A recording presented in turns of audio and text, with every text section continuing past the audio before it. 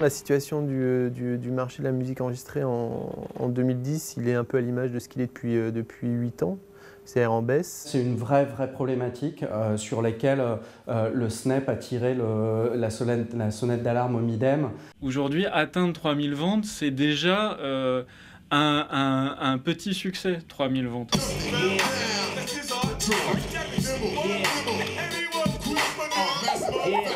Moi, j'ai commencé à rapper 1 an avant le Soyan, donc ça m'a apporté tout.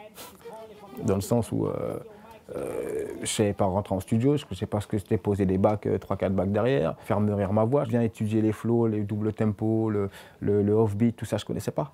Chacun a sa manière de poser et était déjà préparé au studio, donc j'ai fait que apprendre.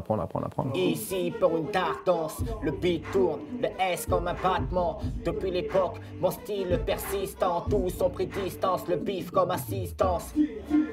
C'est ça le thème, c'est ça que t'aimes, ton sale rap de merde, ton Je sais que je pourrais avoir des propositions, je me suis représenté d'un grand groupe qui a marqué un peu. Artistiquement, je suis encore présent, je suis là, je suis actif dans le truc, donc ouais, ça serait facile de trouver, mais ça ne m'intéresse pas.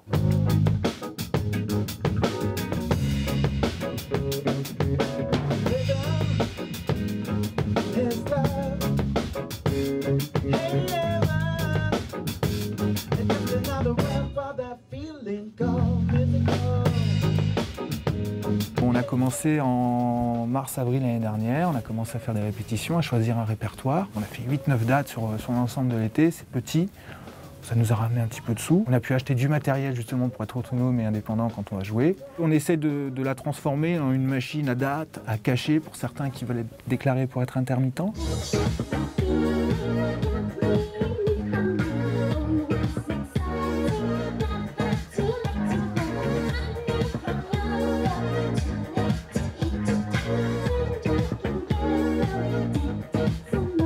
Ce qui est cool quand tu fais une première partie, c'est que tu peux faire de grandes scènes alors que t'es pas forcément invité. T'es invité à y jouer, mais c'est pas toi la star. Au début, ça nous faisait flipper, on disait merde, mais en fait, c'est totalement normal. Mais bah, c'est chiant, mais en fait, au final, t'as quand même des gens qui vont bien aimer, qui vont en parler à leurs potes, qui vont en parler à leurs potes, etc. Donc ça a une utilité. Je me souviens quand on a fait l'Élysée-Montmartre, moi je me mettais dans le même état que tous les concerts, tu vois. Et une fois que je suis arrivée sur scène, j'ai fait ah ouais quand même. Enfin, ah ouais quand même, c'est grand. Il y a du monde, j'avais pas pensé une seule seconde que c'était l'Élysée-Montmartre, qu'il fallait en faire plus que Scopital.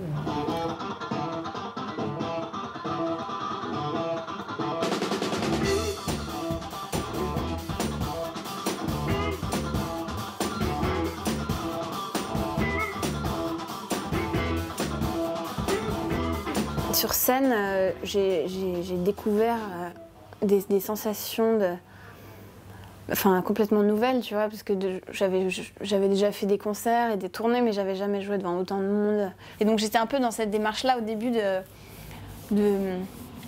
dans la musique, mais d'avoir vraiment la conscience de la posture aussi et de l'attitude et tout ça, parce que c'est un peu impressionné par tout cet espace, quoi, tu sais pas à quoi en faire.